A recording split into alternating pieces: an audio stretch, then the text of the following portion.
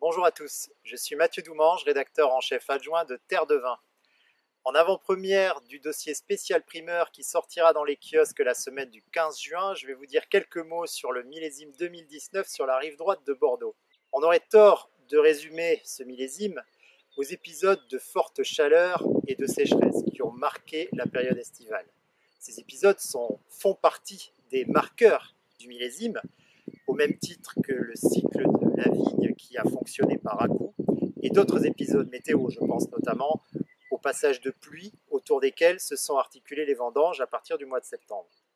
Au final, ce millésime 2019 est un millésime hétérogène, où l'on voit que certains vignobles, certains terroirs ont souffert de la chaleur, donnant des vins sur l'alcool, avec des tanins parfois rudes. Mais les grands terroirs ont une fois de plus tiré leur épingle du jeu et ont montré qu'ils pouvaient tout encaisser, tout sublimer. Ils ont donné, que ce soit sur le plateau calcaire de Saint-Émilion, les argilo-calcaires ou sur les beaux argiles ou les belles graves de Pomerol, ils ont donné des vins très identitaires, d'authentiques vins de lieu, des vins de cru, avec une très belle définition de magnifiques tanins, du fruit et de la tension. J'ai pu déguster en primeur certains des vins les plus accomplis de ces dernières années dans certaines propriétés. Parmi mes coups de cœur de 2019, sans trop en révéler, je voudrais tirer un coup de chapeau à Château Canon, premier grand cru classé de Saint-Émilion, qui poursuit sa magnifique série entamée depuis 2015.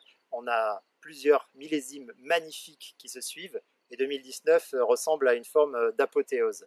Bravo également à Château Pavie-Maquin où les équipes de Nicolas Tienpont ont réalisé un modèle d'équilibre entre puissance et finesse. Également dans les crus classés de Saint-Émilion, nous avons beaucoup apprécié des vins comme Château Larocque ou Château Lasserre. Et dans les crus non classés, bravo aux équipes de Château Mango qui ne cessent de progresser millésime après millésime. Côté Pomerol, mon coup de cœur, c'est Vieux Château Certan, un modèle de velouté, de texture, un vin absolument magnifique d'élégance. Bravo également à Château Gazin et à Château Gombaud de Guillaume, deux très belles réussites. On ne serait pas complet sur cette rive droite si l'on ne parlait que des appellations stars.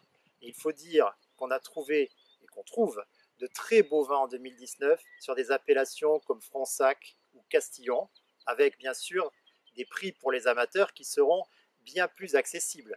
En parlant de prix, guettez les bonnes affaires, en tout cas les bons plans qui pourront sortir dans les semaines à venir. Ce millésime 2019 vaudra vraiment le coup.